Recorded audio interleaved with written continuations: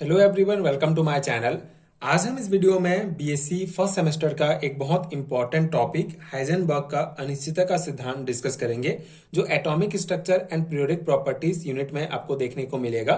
जैसे कि आप सभी को पता है, नेशनल एजुकेशन पॉलिसी सभी यूनिवर्सिटीज में लागू हो चुके हैं। सो उस अकॉर्डिंग अब बीएससी जो है सेमेस्टर वाइज होगा आपका। सो बीएससी फर्स्ट सेमेस्टर का एक इंपॉर्टेंट टॉपिक है। आज हम इस पर्टिकुलर वीडियो में इसको डिटेल में डिस्कस करेंगे कि हाइजेनबर्ग का अनिश्चितता का सिद्धांत, जिसे हाइजेनबर्ग अनसर्टेनिटी प्रिंसिपल कहा जाता है, ये सिद्धांत क्या होता है, इसका बेसिक कॉन्सेप्ट क्या है, इस सिद्धांत का महत्व देखेंगे। इसके अलावा इससे रिलेटेड जो इंपॉर्टेंट न्यूमेरिकल टाइप क्वेश्चन है जो पूछे जा सकते हैं आपके बीएससी फर्स्ट सेमेस्टर के एग्जाम्स में, उसको भी डिस्कस करेंगे। एंड ये हिंदी में आपको प्रॉपर नोट्स प्रोवाइड करूंगा जो आपके एग्जाम प्रिपरेशन के लिए बहुत हेल्पफुल होगा। आप इसको डायरेक्टली अपने सेमेस्टर एग्जाम्स में लिख सकते हैं, डेफिनेटली आपको अच्छा मार्क्स मिलेगा। सो स्टार्ट करते हैं। हाइजेनबर्ग का अनिश्चितता का सिद्धांत क्या होता है।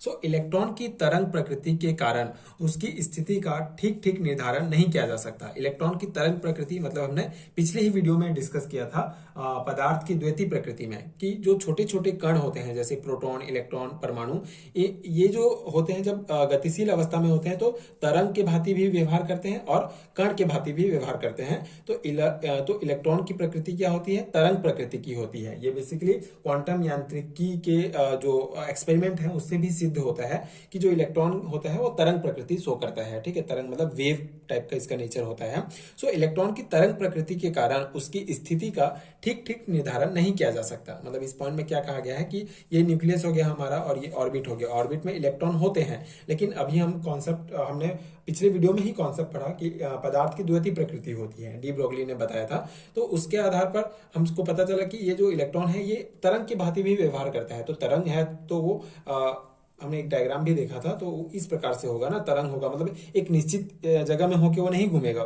ठीक है, तो इस प्रकार से हम किसी भी इलेक्ट्रॉन का जो स्थिति है वो ठीक ठीक निर्धारण नहीं कर सकते कि वो एग्जैक्टली यहीं पे ही होगा, उसका निश्चित पोजीशन होगा। तो उसी को कहा गया है। सो सन 1927 ईस्वी में जर्मन भौतिक वैज्ञानिक वर्नर हाइजेनबर्ग, ठीक है, वर्नर हाइजेनबर्ग ने अनिश्चितता सिद्धांत का प्रतिपादन किया। इस सिद्धांत के अनुसार किसी गतिशील कण के संवेग एवं स्थान को एक साथ परिशुद्धता पूर्वक निर्धारण करना असंभव है। ठीक है, तो 1927 में हाइजेनबर्ग ने एक सिद्धांत दिया कि किसी भी गतिशील कण, ठीक है, कोई भी कण जो गतिशील है उसके उस कण का संवेग और उसका स्थान को एक साथ परिशुद्धता पूर्वक निर्धारण करना असंभव है। मतलब एक साथ उसका संवेग और स्थान को हम निर्धारण नहीं कर सकते हैं। तो इसी सिद्धांत को कहा जाता है हाइजेनबर्ग का अनिश्चितता का सिद्धांत। ठीक है, बहुत बेसिक सा कॉन्सेप्ट है। आगे कॉन्सेप्ट डिस्कस करते हैं। अगर किसी समय हम स्थिति निश्चितता का निर्धारण करते हैं, ठीक है, स्थिति निश्चितता का निर्धारण करते हैं, तो ठीक उसी समय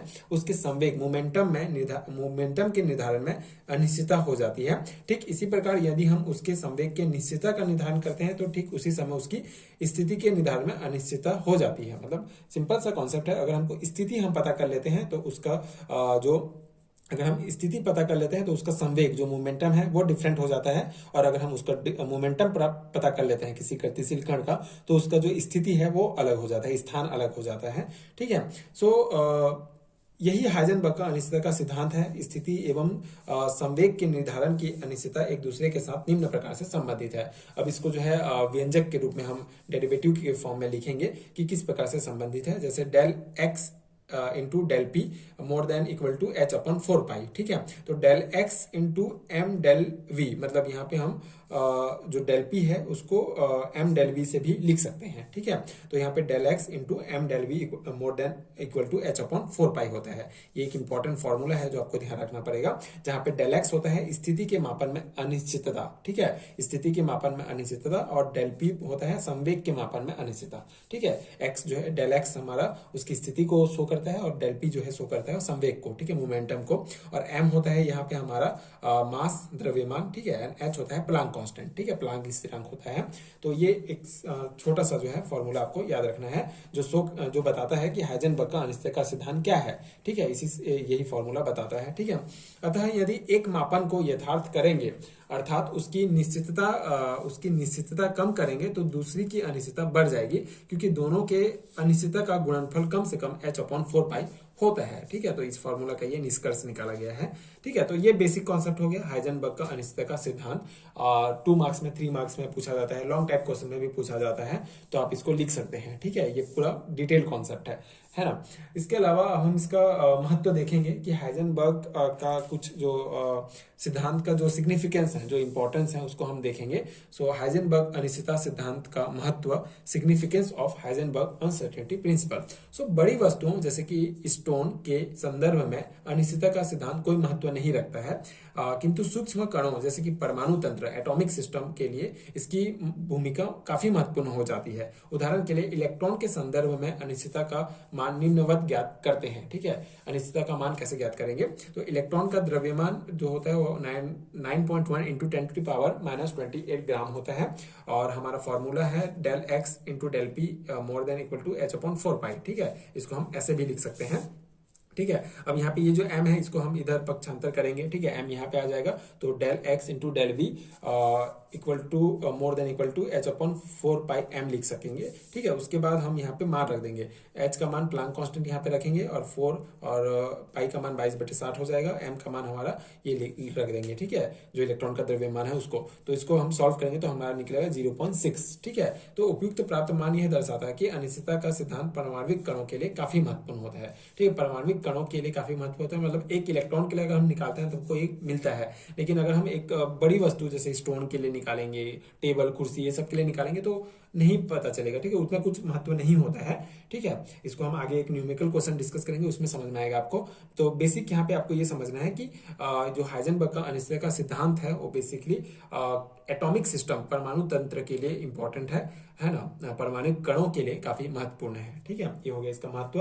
अब हम इसी से रिलेटेड कुछ इंपॉर्टेंट न्यूमेरिकल क्वेश्चन डिस्कस करते हैं। ठीक है, पहला न्यूमेरिकल क्वेश्चन है हमारा, एक घूमता हुआ बॉल या पत्थर जिसका द्रव्यमान 500 ग्राम है। ठीक है, 500 ग्राम मतलब ये बड़ी वस्तु है, इसके लिए अनिश्चितता गुणनफल की गणना कीजिए। ठीक है, ऐसा क्वेश्चन आपको पूछा जा सकता है। ठीक है, तो अनिश्चितता सिद्धांत के अनुसार हमको फॉर्मूला पता है del x into del P more than equal to h/4π। ठीक है, इसको हम ऐसे भी लिख सकते हैं, m डेल v भी लिख सकते हैं डेल p को।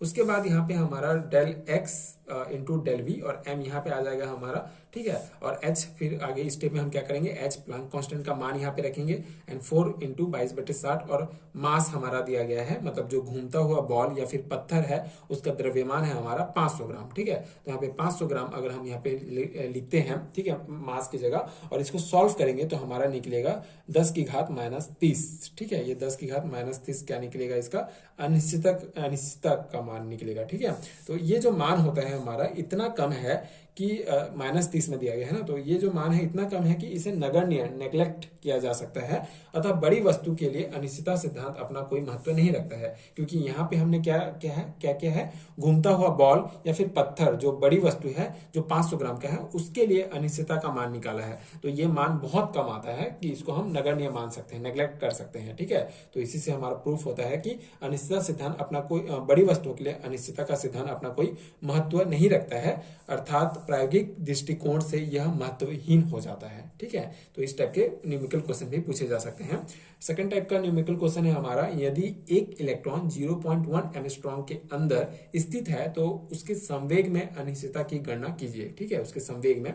सो अनिश्चितता का सिद्धांत के अनुसार ये फॉर्मूला हम लिख देंगे। ठीक है, एज इट इज, आपको ये फॉर्मूला अच्छे से याद होना चाहिए।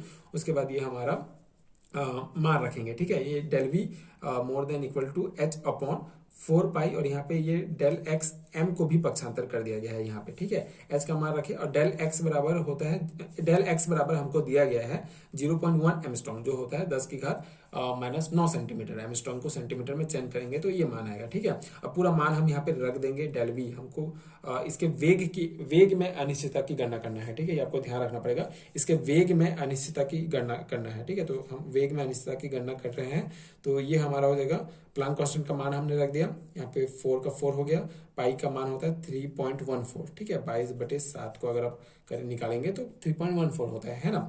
और डेल एक्स का मान हम 10 की घात -9 सेंटीमीटर रखेंगे।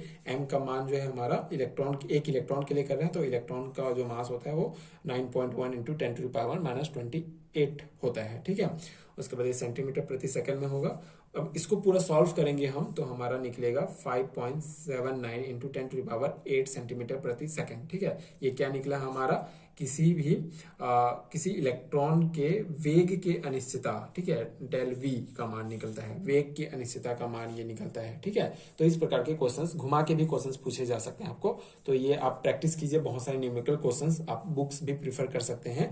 ये तो कुछ बेसिक क्वेश्चन थे, ठीक है, इस टाइप के क्वेश्चन पूछे जा सकते हैं। अगर आप एक दो बार भी इस टाइप के क्वेश्चन देख लेते हैं तो अगर आपको एग्जाम में पूछा गया तो एक आपका रहेगा सबकॉन्शियस माइंड में किस टाइप का क्वेश्चन था। तो आप अगर आपको नॉर्मल फॉर्मूला भी याद है तो कुछ नहीं कर पा रहे हैं सॉल्व, तो आपको फॉर्मूला में तो एक नंबर जरूर मिलेगा। तो मेनली ये है कि आपको ये कॉन्सेप्ट और फॉर्मूला याद होना बहुत इंपॉर्टेंट है बीएससी के सेमेस्टर एग्जाम्स के लिए।